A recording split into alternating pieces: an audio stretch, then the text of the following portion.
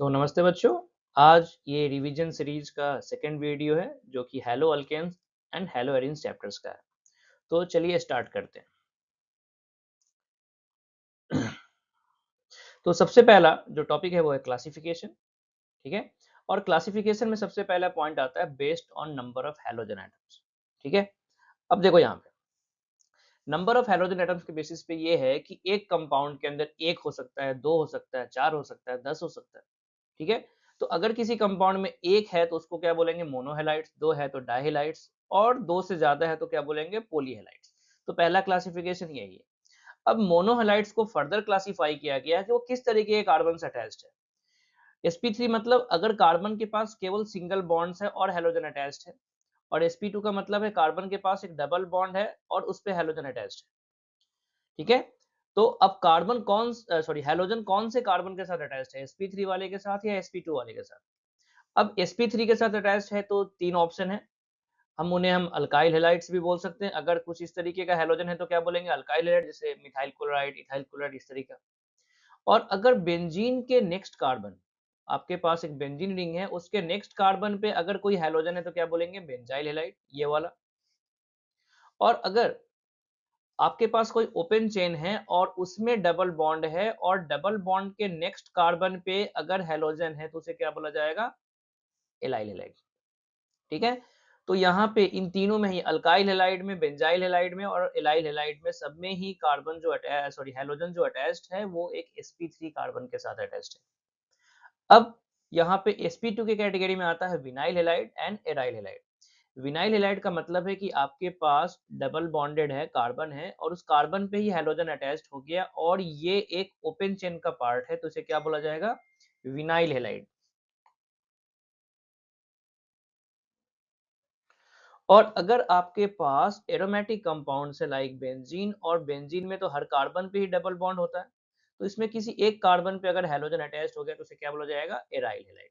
तो ये क्लासिफिकेशन है based on the halogen if attached with sp2 carbon. Okay. Next classification है alkyl halides का। उनको हम प्राइमरी, सेकेंडरी और टर्सरी भी बोलते हैं, जिसको हम 1 डिग्री, 2 डिग्री एंड 3 डिग्री भी बोलते हैं। ये बेसिकली इस लॉजिक पे है कि जिस कार्बन के साथ हैलोजन अटैच्ड है उसके साथ कितने कार्बन अटैच्ड है। अगर इन तीनों ही पोजीशन पे कार्बन है तो इसे बोला जाएगा ये टर्सरी है, और अगर दो पोजीशन पे है तो क्या बोला जाएगा, सेकेंडरी, और एक पोजीशन पे है तो क्या बोला जाएगा, प्राइमरी। बट यहाँ पे ध्यान देने वाला बात यह है कि इस कार्बन से अटैच्ड कोई भी कार्बन फंक्शनल ग्रुप का कार्बन नहीं होना चाहिए।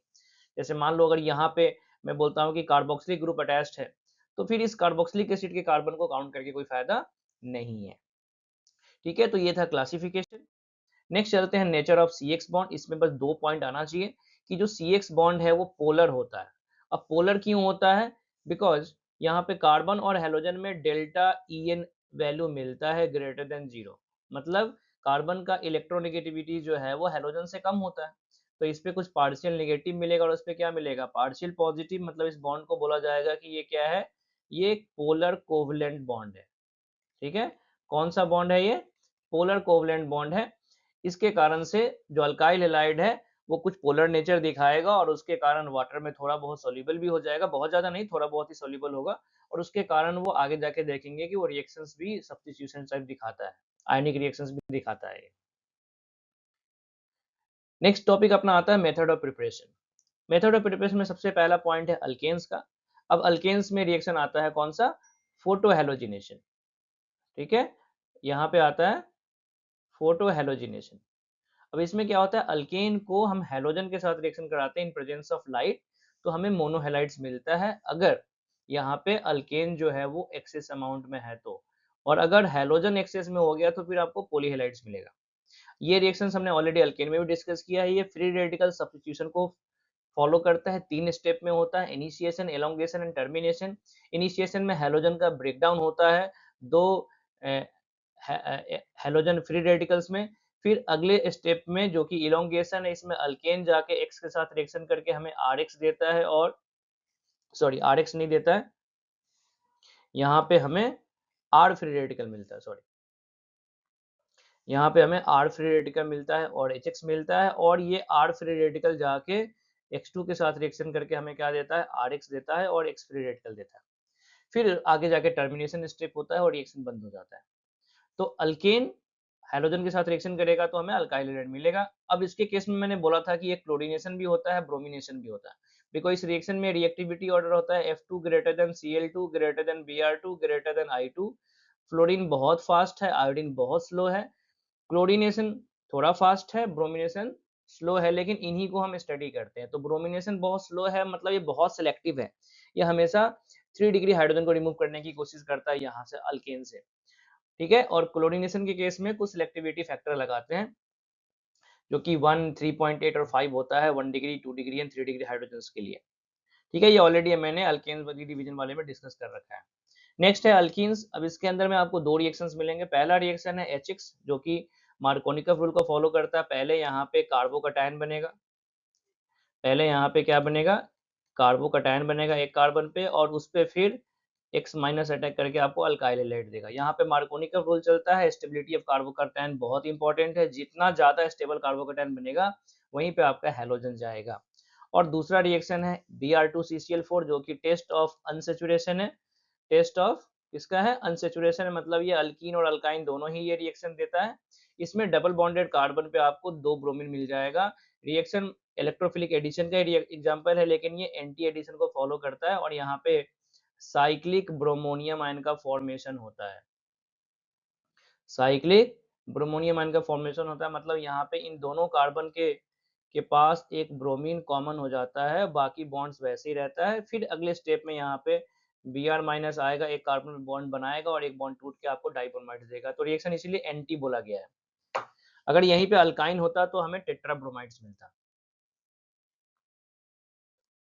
नेक्स्ट मेथड ऑफ प्रिपरेशन में अल्कोहल, ये हमें SN1 और SN2 के थ्रू देगा। SN1 में के थ्रू आता है दो रिएजेंट HX एंड ZnX2। यहाँ पे मैंने HCl और ZnCl2 लिया है। देखो इस रिएक्शन को हम क्या बोलते हैं, लुकास टेस्ट बोलते हैं। ये जो रिएक्शन है इसको क्या बोला जाएगा, लुकास टेस्ट। ये टेस्ट ऑफ अल्कोहल है। इस रिएक्शन के थ्रू हम 3 डिग्री, 2 डिग्री एंड 1 डिग्री में डिफरेंशिएट करते हैं। 3 डिग्री इंस्टेंटेनियस, इंस्टेंटेनियस आपको टर्बिडिटी देता है। 2 डिग्री लेस देन 5 मिनट्स में, सॉरी लेस देन 5 मिनट्स में देता है। और 1 डिग्री जो होता है अगर ZnCl2 ना हो तो देगा भी नहीं, अगर ZnCl2 है तो अप टू 30 मिनट्स या 60 मिनट्स तक आपको देगा। इस रिएक्शन में SN1 है, मतलब क्या होता है, OH जो होता है वो H प्लस, इस H प्लस को एक्सेप्ट करके OH2 प्लस बनाता है और वाटर बन के बाहर निकल के ये क्या बनाता है, कार्बोकटायन, और इस कार्बोकटायन पे फिर Cl माइनस अटैक करके आपको क्या देगा, RCl देगा। दो स्टेप में होता है, फर्स्ट ऑर्डर रिएक्शन है और SN1 के मैकेनिज्म को फॉलो करता है। कार्बोकटायन का स्टेबिलिटी इंपॉर्टेंट है, जितना स्टेबल बनेगा उतना रिएक्शन फास्ट होगा। और जो सेकंड स्टेप है, जो सेकंड रिएक्शन है वो बेसिकली पहले वाले को ही तोड़ के लिखा गया। यहाँ पे NaBr का काम है Br माइनस देना है, H2SO4 का काम है H प्लस देना। फिर से वही होगा, अल्कोहल इस H प्लस को एक्सेप्ट करेगा, वाटर बन के बाहर जाएगा, कार्बोकटायन बनेगा इस कार्बन पे और इस पे ये Br माइनस अटैक करेगा। यहाँ पे आप NaBr के जगह पे NaI भी यूज कर सकते हो, आप NaCl भी यूज कर सकते हो। नेक्स्ट रिएक्शन जो है वो SN2 के थ्रू है। SN2 के थ्रू हमें 4 रिएक्शन मिलेंगे। एक है PX3 जो कि जनरली PCl3 के फॉर्म में यूज होगा। फिर है PCl5, ये है रेड फॉस्फोरस प्लस X2, जहाँ पे X2 जो है वो Br2 और I2 के लिए यूज होता है। बिकॉज जो PX3 है, मैंने क्या बोला था, PCl3 होना चाहिए। यहाँ पे जो PBr3 और PI3 होता है वो उतना ज्यादा स्टेबल नहीं है, तो PBr3 और PI3 के जगह पे हम P प्लस Br2 यूज करते हैं और यहाँ पे P प्लस हम I2 यूज करते हैं। काम वही करेगा जो यहाँ पे हो रहा है। साथ में ये भी याद रखना है कि अगर PX3 टाइप रिएक्शन होगा तो हमें क्या मिलेगा, H3PO3 मिलेगा, और अगर PCl5 होगा तो हमें POCl3 मिलेगा। कभी कभी एग्जाम में ये भी पूछा जाता है। नेक्स्ट है कि हमारे पास SOCl2 है और साथ में यहाँ पे पायरिडीन बेस भी होगा। ठीक है, अब ये रिएक्शन बहुत इंपॉर्टेंट है। एनसीईआरटी लिखता है कि ये रिएक्शन हमारे लिए सबसे बेस्ट मेथड है अल्कोहल को क्लोरीनेशन करने के लिए, बिकॉज SO2 भी एक गैस है और HCl भी गैस है। तो रिएक्शन होने के बाद ये ऑटोमेटिकली गायब हो जाएगा, बिकॉज गैस है तो एस्केप कर जाएगा। तो हमारे लिए प्यूरिफिकेशन स्टेप जो होता है वो बहुत कम हो जाता है और कॉस्ट हमारा रिड्यूस हो जाता है।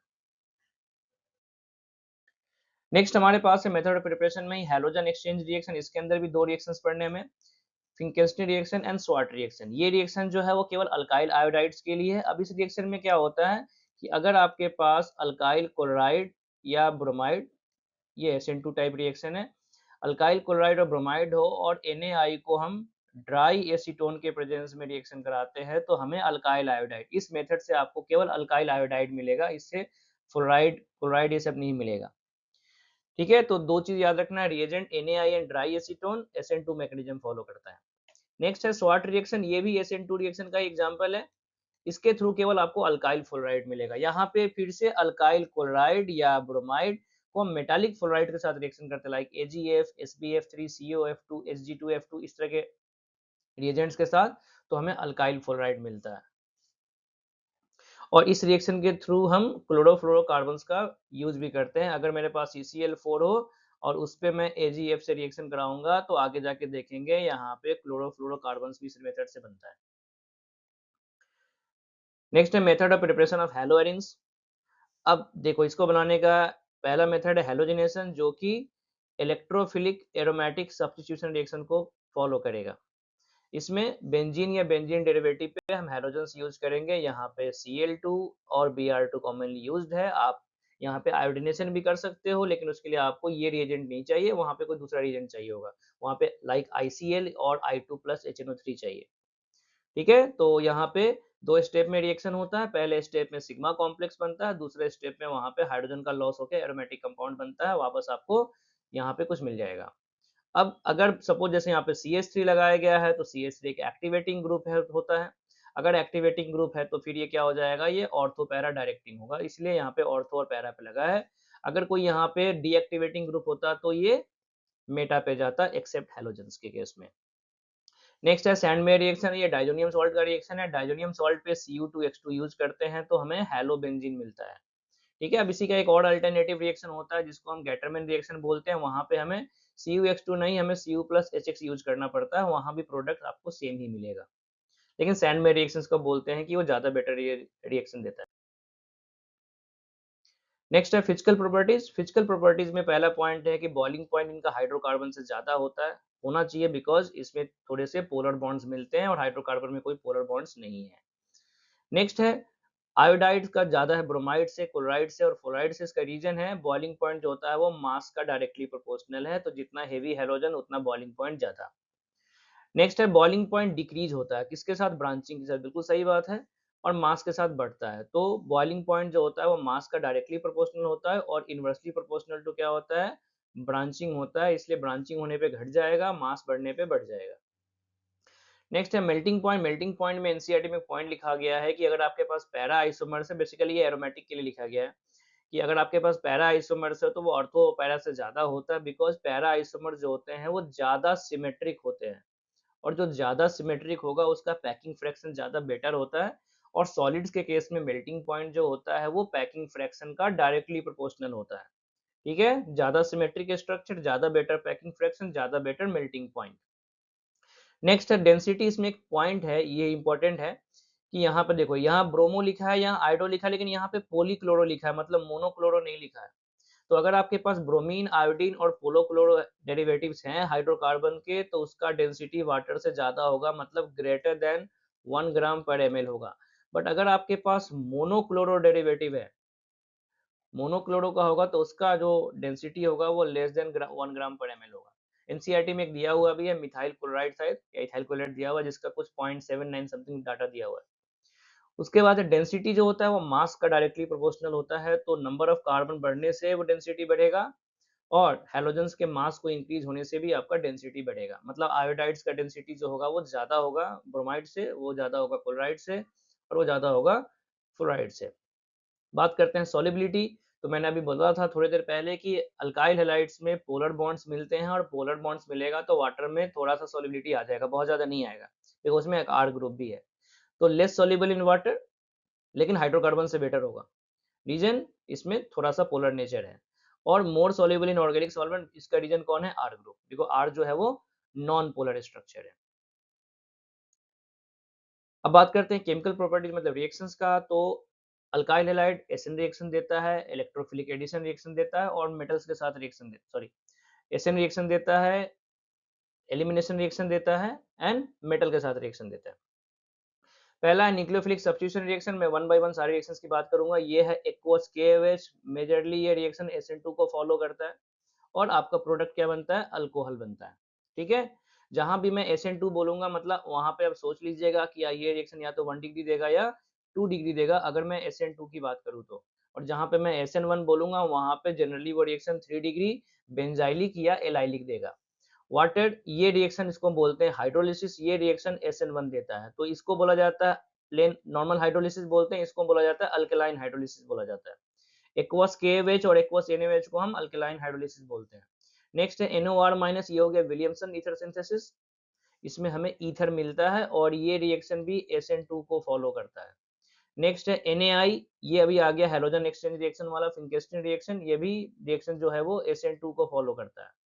यहाँ पे NH3 RNH2 R double dash NH ये सब SN2 को फॉलो करते हैं। रिएक्शन को बोला जाता है अमोनोलिसिस। NH3 यूज करोगे और अगर ये सब एक्सेस अमाउंट में रहे, ये सब एक्सेस अमाउंट में रहेगा तो आपको यहाँ पे primary amine R dash NH2 करोगे तो सेकेंडरी अमाइन, और सेकेंडरी अमाइन यूज करोगे तो आपको क्या मिलेगा, टर्शियरी अमाइन। लेकिन कंडीशन है क्या होना चाहिए, ये सब एक्सेस होना चाहिए। अगर अल्काइल हैलाइड एक्सेस हुआ तो फिर आपको मिक्सचर प्रोडक्ट मिलेगा, सब मिलना शुरू हो जाएगा। नेक्स्ट है KCN AgCN, ये भी SN2 टाइप है। KCN में जो डोनर एटम है, KCN में जो डोनर एटम है वो कार्बन है, इसलिए यहाँ पे साइनाइड मिलता है। और AgCN में जो डोनर एटम है वो नाइट्रोजन है, इसलिए यहाँ पे आइसोसाइनाइड मिलता है। सिमिलर रिएक्शन यहाँ पे है KNO2 में, तो KNO2 के केस में यहाँ पे जो डोनर एटम है वो ऑक्सीजन है और AgNO2 के केस में जो डोनर एटम है वो नाइट्रोजन है, इसलिए यहाँ पे नाइट्रो मिलता है और यहाँ पे नाइट्राइट मिलता है।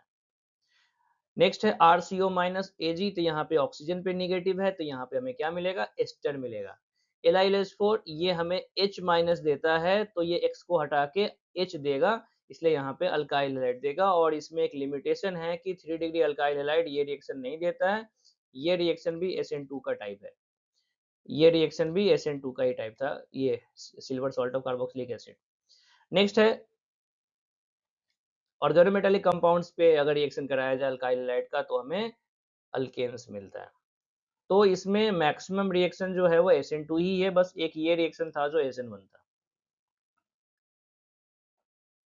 नेक्स्ट बात करते हैं अपने पास एलिमिनेशन रिएक्शंस हैं। तो एलिमिनेशन रिएक्शंस में हमने पहले भी पढ़ा था, ये अल्कीन के प्रिपरेशन में इस रिएक्शन को बोला जाता है डिहाइड्रोहेलोजिनेशन। डिहाइड्रोहेलोजिनेशन ये रिएक्शन जो होता है वो E2 मैकेनिज्म को फॉलो करता है, एंटी एलिमिनेशन होता है और यहाँ पे सैडजा प्रोडक्ट बनता है। अल्फा पोजीशन से लिविंग ग्रुप, जहां पे हाइड्रोजन होगा वो अल्फा, तो ये रहा आपका लिविंग ग्रुप, और बेस आके बीटा हाइड्रोजन को ले जाता है और ये दोनों H और X जो होने चाहिए वो अपोजिट साइड में होने चाहिए, मतलब एंटी पोजीशन में होना चाहिए। बात करते हैं रिएक्शन विथ मेटल। इसमें दो रिएक्शन है। पहला रिएक्शन विथ मैग्नीशियम जो कि ग्रिग्नार्ड का प्रिपरेशन है कि अल्काइल हैलाइड को मैग्नीशियम को ड्राई ईथर के साथ रिएक्शन कराओ तो आपको ग्रिग्नार्ड मिलेगा। अब इसके आगे आपका जो मर्जी वो रिएक्शन कराओ, एसिड्स के साथ कराओगे तो अल्केन मिलेगा, RX के साथ कराओगे तो आपको फिर अल्केन ही मिलेगा। यहाँ पे कार्बोनिल कंपाउंड से कराओगे तो अल्कोहल मिलेगा। नेचर वेराइटी ऑफ रिएक्शंस यहाँ से आप कर सकते हो।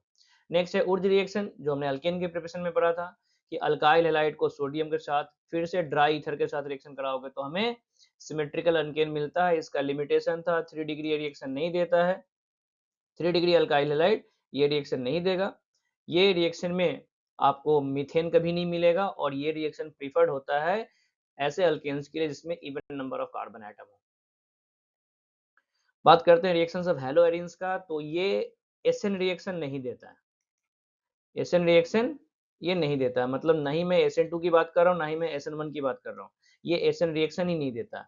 देखने से लगता है कि क्लोरीन को हटा के कौन आ गया, OH आ गया, लेकिन ये एसएन रिएक्शन नहीं होता है, ये रिएक्शन होता है एडिशन एलिमिनेशन।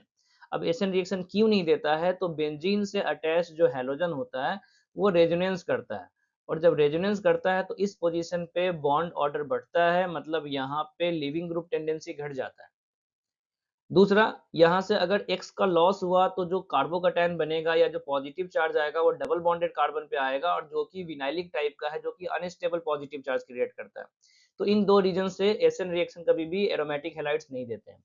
तो ये रिएक्शन होता कैसे है, इसका मैकेनिज्म नीचे में लिखा हुआ देखो, OH माइनस मतलब न्यूक्लियोफाइल आके अटैक करेगा कहाँ पे, जिस कार्बन पे हैलोजन है, बिकॉज इस कार्बन पे थोड़ा सा पॉजिटिव चार्ज होगा due to minus I effect of halogen.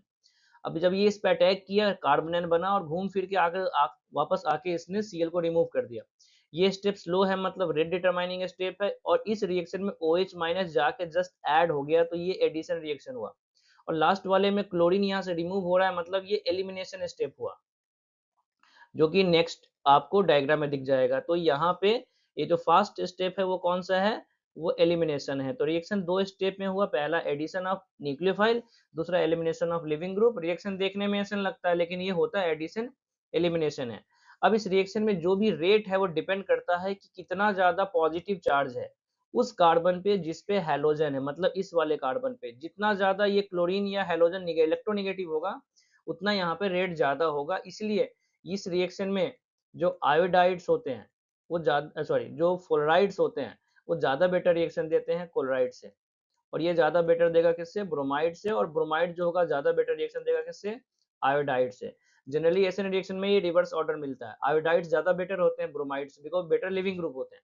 लेकिन यहाँ पे लिविंग ग्रुप का टेंडेंसी का काम, कहानी खत्म हो गया। आपको क्या करना है, पॉजिटिव चार्ज देखना है कि जिस कार्बन पे ज्यादा पॉजिटिव चार्ज होगा उतना बेटर रिएक्शन होगा। इसीलिए इस रिएक्शन में जब जब यहाँ पे इलेक्ट्रॉन विथड्रॉइंग ग्रुप्स आते हैं, ये रिएक्शन उतना बेटर हो जाता है। तो यहाँ पे मैं जितनी बार जितना NO2 लेके आऊंगा उतना बेटर रिएक्शन होता है। नेक्स्ट है इलेक्ट्रोफिलिक सब्स्टिट्यूशन। अब इस केस में, अब मान लो हेलोबेंजीन है, तो ये कौन है, डीएक्टिवेटिंग ग्रुप है, लेकिन होता ये ऑर्थो पैरा डायरेक्टिंग है। तो जो भी आप रिएक्शन लेके आओ, पहला हेलोजिनेशन है, तो देखो पैरा पोजीशन और ऑर्थो पोजीशन पे उसने हेलोजन को ऐड कर दिया। नेक्स्ट है नाइट्रेशन, तो उसने फिर से ऑर्थो और पैरा पे क्या कर दिया, नाइट्रो ग्रुप को ऐड कर दिया। तीसरा है सल्फोनेशन, उसने फिर से सल्फोनिक एसिड को ऐड किया, कहाँ पे, ऑर्थो पैरा। तो बस यही पॉइंट इसमें इंपॉर्टेंट है कि halogens are deactivating group but ortho para directing. तो जो भी इलेक्ट्रोफाइल आएगा बेंजीन रिंग पे वो ऑर्थो या पैरा पोजीशन पे जाएगा, और हर बार यहाँ देख लो पैरा प्रोडक्ट ही मेजर प्रोडक्ट होता है। जब क्लोरीन के लिए होगा तो ब्रोमीन के लिए भी यही होगा। ये रिएक्शन को बोलते हैं फ्रीडल क्राफ्ट अल्काइलेशन। वैसे इस रिएक्शन का यील्ड कम होगा, बिकॉज डीएक्टिवेटेड रिंग ये रिएक्शन ज्यादा नहीं देता है। और ये है एसाइलेशन, इसमें आपको कीटोन मिलता है, एरोमेटिक कीटोन्स मिलता है। अब यहाँ पे कुछ पॉलीहैलोजन कंपाउंड्स है, ये हेडिंग गलत लिखा हुआ है, यहाँ पे आना चाहिए था पॉलीहैलोजन कंपाउंड्स। अब इसमें फैक्ट है, मैंने फैक्ट को रीड आउट करता हूँ, आपको याद रखना पड़ेगा कि डाइक्लोरोमीथेन पहला है। तो ये सॉल्वेंट का काम करता है, पेंट रिमूवर का काम करता है, ड्रग्स के मैन्युफैक्चर में काम करता है, और मेटल क्लीनिंग में काम आता है। ह्यूमंस के CNS सेंट्रल नर्वस सिस्टम को अफेक्ट करता है। अब लो कंसंट्रेशन में हियरिंग एंड विजन को अफेक्ट करता है, हाई कंसंट्रेशन होगा तो आपके ब्रेन को अफेक्ट करेगा, इसलिए डिजीनेस, नोजिया, ये सब आएगा। और अगर स्किन के डायरेक्ट कांटेक्ट में आया तो आपको बर्निंग सेंसेशन होगा और इन्फ्लेमेशन होगा, बेसिकली आपका स्किन क्या हो जाएगा, रेड हो जाएगा। और अगर आई के कांटेक्ट में आया तो आप अंधे भी हो सकते हैं, कॉर्निया वर्निया को डैमेज कर देगा ये। नेक्स्ट है टाइक्लोरो, ये वाला हेडिंग आप गलती से आया हुआ है, ये सब पॉलीहैलोजेंस का है। नेक्स्ट है क्लोरोफॉर्म। इसका सबसे इंपॉर्टेंट पॉइंट ये है कि एयर के प्रेजेंस में ये स्लोली ऑक्सीडाइज होता है और एक पॉइजनस गैस बनाता है, जिसको बोलते हैं COCl2, कार्बोनिल क्लोराइड बोलते हैं, जिसको फॉस्जिन नाम है। ये इंपॉर्टेंट है। बाकी ये एसी वेसी में आपने देखना कि एसी में जो होते हैं एक गैस फील होता है, तो उन गैस में ये R22 बेसिकली उस गैस का नाम होता है, उसके सिंथेसिस में से यूज होते हैं। नेक्स्ट है कार्बन टेट्राक्लोराइड। अब देखो ये ओजोन लेयर को डिप्लीट करता है, बिकॉज ये फ्री रेडिकल रिएक्शंस करता है स्ट्रेटोस्फेयर में। ठीक है, डिग्रीजिंग एजेंट है। डिग्रीजिंग एजेंट है मतलब बेसिकली ये नॉन पोलर है, तो नॉन पोलर चीजों को रिमूव करने में हेल्प करेगा। स्पॉट रिमूवर इन होम, फायर एक्सटिंग्विशर में यूज होता है, बिकॉज नॉन पोलर्स है। ये इंपॉर्टेंट है। फ्रियोन्स क्या होता है, तो क्लोरोफ्लोरोकार्बन होते हैं। अभी मैंने थोड़ी देर पहले बताया था कि स्वाट रिएक्शन के थ्रू ये बनाया जाता है। अगर क्लोरोफॉर्म के साथ मैं स्वाट रिएक्शन करूँ तो मुझे क्लोरोफ्लोरो मिलेगा। अब इसका एक चीज ये इंपॉर्टेंट है कि ये नेचुरल ओजोन लेयर्स के को डिप्लीट करते हैं, बिकॉज ये फ्री रेडिकल रिएक्शंस इनिशिएट करते हैं। नेक्स्ट है DDT, किसी जमाने में बहुत फेमस था। ये उसका स्ट्रक्चर है डाइक्लोरो, पूरा नाम है para para dichloro trichloro ethane. ठीक है, इसके लिए नोबेल प्राइज मिला था म्यूलर साइंटिस्ट को 1948 में। ये मॉस्किटो के अगेंस्ट में बहुत इफेक्टिव था, जो कि मलेरिया एंड टाइफस कॉज करते हैं। और ये बहुत ज़्यादा स्टेबल है और फैट में सॉल्युबल होता है, इसलिए ये एनिमल्स में डिपॉज़िट हो जाता है जिससे हमें हार्म होता है, इसलिए आजकल इसका यूज़ बंद कर दिया गया है। तो अगर आपको ये अच्छा लगा हो वीडियो तो प्लीज़ अपने दोस्तों के साथ शेयर कीजिए, लाइक कीजिए और चैनल को सब्सक्राइब कीजिए।